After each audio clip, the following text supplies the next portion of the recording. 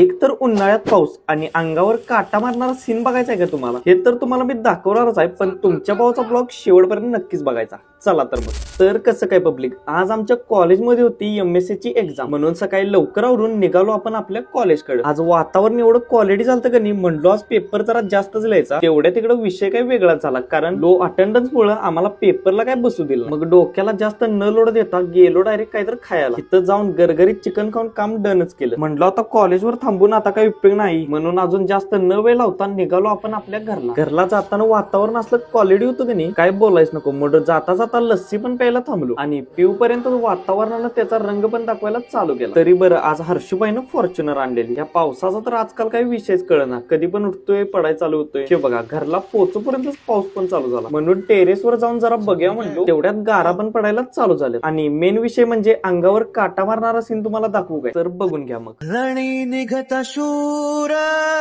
न पाहे माघारे, रणी निघत शूर न पाहे माघारे.